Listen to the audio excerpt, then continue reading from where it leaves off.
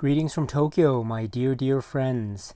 This is Daisuke, and I very much hope that this video finds you well wherever you are in the world.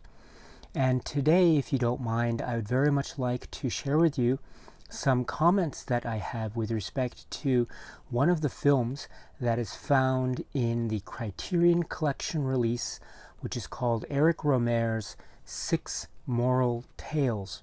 And the film that I would like to talk about, which is included in such set, is the first of such six moral tales. This is from 1963. It is also designated under the Criterion Collection's spine number system with spine number 343. So once again, it is part of this set, Six Moral Tales, and the film in question is The Bakery Girl of MONCEAU.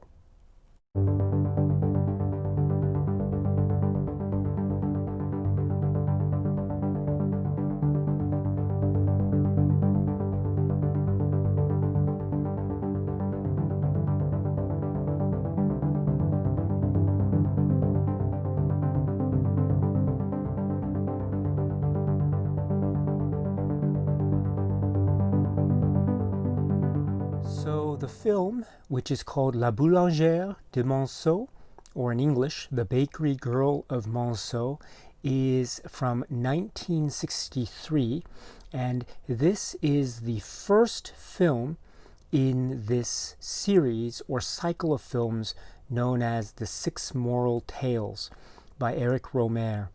And it is also a short film. In other words, it is not of feature length. So the running time at the back of the Blu-ray is given as 23 minutes. It is a black and white film at 23 minutes. So it's considered a sort of short film.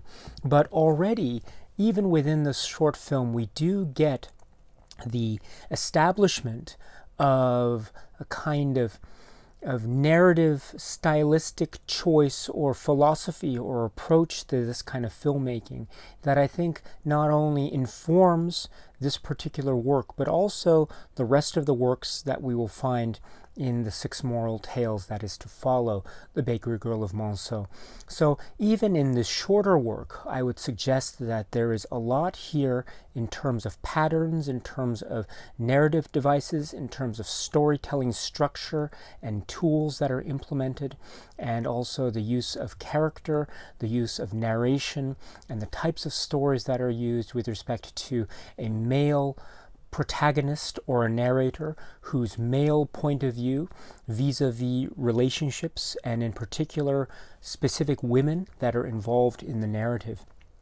How this perspective plays out in the context of certain scenarios that are presented within the context of each particular work. So this is the first of those works, The Bakery Girl of MONCEAU. Now, I should be very clear at the outset, I don't want to talk in great detail about this film lest I spoil it for anyone. So this will be a sort of non-spoiler discussion of this film with the hope that you, if you're interested, please try to check out this film. As I say, it is a shorter film, and so perhaps it is an easier film to get into with respect to getting into the world of Eric Rohmer and his Six Moral Tales.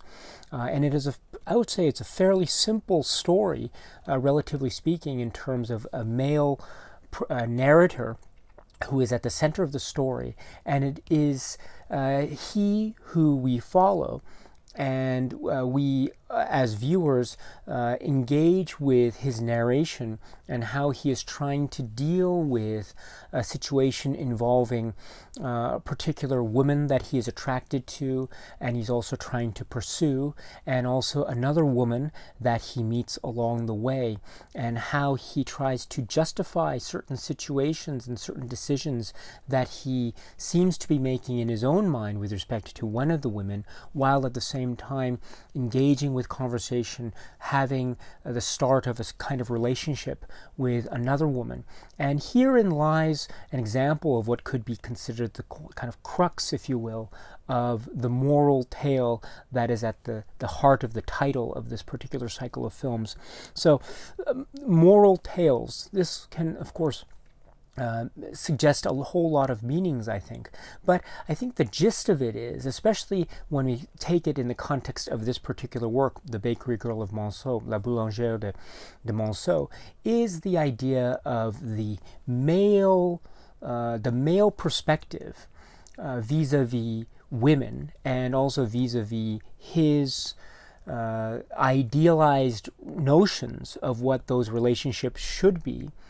And in the context of idealizing those notions, seeing how this particular narrator tries to justify certain choices that he might make in the context of certain relationships that he is trying to have with a number of women in this particular work.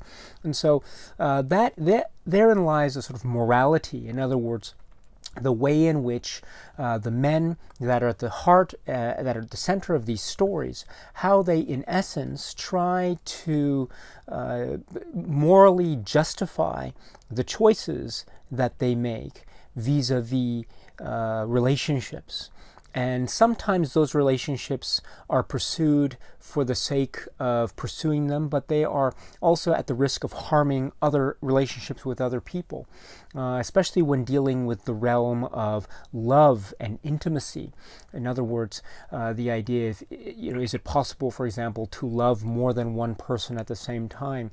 If so, what does that mean in the context of fidelity and infidelity, especially how we as a society view it? And then more specifically in the context of The Bakery Girl of MONCEAU, how can we justify this idea of a kind of love at first sight when it is possible that our interests, our romantic interests, might be easily swayed elsewhere at a moment's notice, only to be swayed further again given the circumstances. And this also might have something to do with the idea of youth and the idea of student life, and also the idea of youth and student life in Paris, in a very metropolitan, active Paris, because The Bakery Girl of MONCEAU is dealing with student characters that are young. They are either students or of a student age, and so that youth might have something to do with it, although we can also see in The Baker Girl of MONCEAU and also in other films how the characters, we might have different characters from different age groups depending on the films, but for purposes of this film we have a younger set of characters. And when you see the film, question whether or not their youth and their kind of vitality, if you will, has something to do with their outlooks on life and their outlooks on relationships. This idea of wanting to meet people at random or by chance, and this idea of relying upon chance, but perhaps relying upon chance in a way that is trying to control one's destiny or fate. But in trying to control that, are we really listening to our hearts, or is there something much more manipulative at stake here, and something much more, shall we say, sinister with respect to how these particular characters really indeed view their relationships with others, and how they view their pursuit of love, perhaps not necessarily considering the consequences of their own pursuits, and perhaps those consequences might be very negative and might be very dark, depending on where you are. But are those really the issues at stake here, or is it really just the pursuit of love and the pursuit of some kind of idealized notion of romance that is at play here? And if so, what are those consequences? And if there are consequences, how can we, vis-a-vis our viewpoint when we watch this film and the narrator? How can we see the justifications that the narrator has taken, and do we agree with those justifications, or are they just empty platitudes trying to fill the air, fill the space, and really make sense of a sort of emotional void that is taking place? So the point that I wanted to make with this particular film in these very broad abstract terms is that I think even though it is a short film, it is already offering up a real sense of a kind of approach to this kind of storytelling. We will see in the other films, starting with the next film, Suzanne's Career, and going forward, we will see a similar kind of dynamic, namely a male protagonist or a male narrator narrating a particular situation that will involve his relationships with certain women that emerge in those particular narratives, and how those relationships develop, what they are, what they amount to, and what the consequences of those are, and if there are multiple relationships, how the narrator will try to justify his feelings in one relationship and how they might affect his feelings in another relationship, and vice versa. And so, and whether these justifications are indeed upright, or are they proper or not, is really up to us, the viewer, to consider. But I would also suggest, and the same is true for The Bakery Girl of MONCEAU, is that I would also suggest that while we have a male narrator, and while we have the male perspective, and the male perspective on women, and on relationships, but also on sexuality, and also on the female form, and the almost objectifying the object of that particular male's interest, or the male's gaze, if you will. Although we have this kind of subjectivity, objectivity going on, and although some might consider that kind of subjectivity, objectivity to be perhaps overly male-centric, I think at the same time the films, including The Bakery Girl of MONCEAU, do give enough room for doubt, and they do give enough room for the viewer to make up his or her own mind as to whether indeed the male protagonists or the narrators are really acting in a proper way, or perhaps another way to see it is that maybe the male narrators are rather overly justifying their actions and their emotions, which might be considered to be selfish. They might be justifying them too much so, to this point where they might be seen as being unsympathetic in our eyes. And so it really depends on how we view these films. And I would just suggest to you, starting with The Bakery Girl of MONCEAU, that the films, I think, provide enough room for one as a viewer to either go along with this kind of perspective, or to doubt the perspective, or to question the perspective. And you can see how that might adapt or change as you go through each of the films. So this is, I think, a very interesting point about these films, is sort of a kind of ambiguity that lies at the heart of their subject matter. Related to that also, I would just suggest to you that we can also look at these films in terms of subject and object. It's like a grammatical sentence, an English sentence which has a subject, a verb, and an object. And so we have a subject at each of these films, and then the object of that particular narrator. So the narrator will always be focusing in on one or two or more women that emerge in each of these stories, including this film, The Baker Girl of MONCEAU. So subjectivity and objectivity. And the subject will always be a male viewpoint. And so these are films that are from the male perspective, or from a particular male perspective.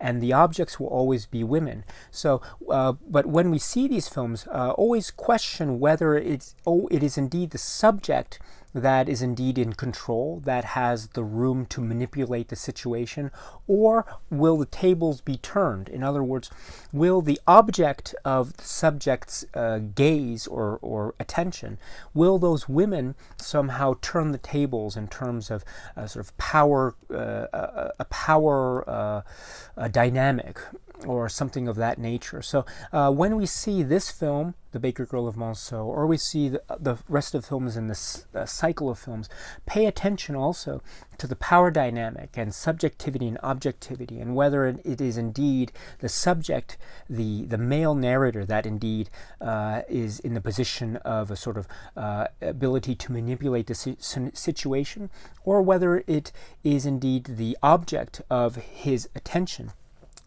that somehow has some kind of power to manipulate and to have a certain influence over this situation. And thus, I think therein lies an interesting shift in dynamic between male and female as we go through these films, starting with The Bakery Girl of Monceau. So this is, I think, in essence, what is going on, at least when I see these films. And with The Baker Girl of Monceau, as I say, there are many